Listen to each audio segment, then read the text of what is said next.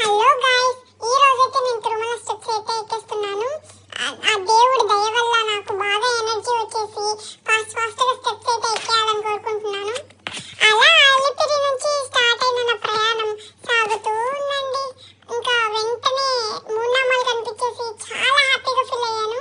ఈ తిరుపతిలో సిటీ అవుట్కట్స్ నుంచి నరమూల నుంచి చూసిన మూనామాలు అయితే కనిపిస్తాయి. అదే ఒక తిరుమల స్పెషాలిటీ. ఇంకా అలా ముందుకు వచ్చేసాను. ఆకలేస్తుందని చెప్పి గోబీ రైస్ థమ్స్అప్ అయితే ఆర్డర్ చేసేసుకుని బాగా కుమ్మేశాను.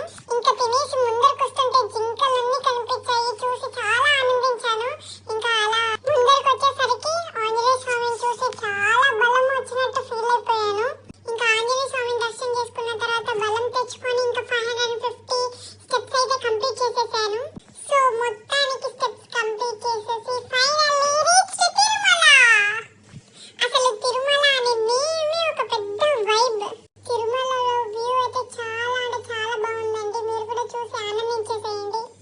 అసలు ఇక్కడ వ్యూ అయితే చాలా అంటే చాలా బాగుందండి. అది కూడా నైట్ టైము చలిలో ఆ వ్యూ అసలు వేరే లెవెల్. అసలు అలా నేచర్ చూసుకుంటూ ముందుకెళ్తే ఈ వ్యూ ఉందండి. అసలు ఇక్కడ వాటర్ ఫాల్స్ అలా ఫాల్ అవుతూ ఉంటే అక్కడ మూనామాలు కనిపిస్తూ ఫ్లవర్స్ ఉన్నాయి. చాలా అంటే చాలా బాగుంది ప్లేస్.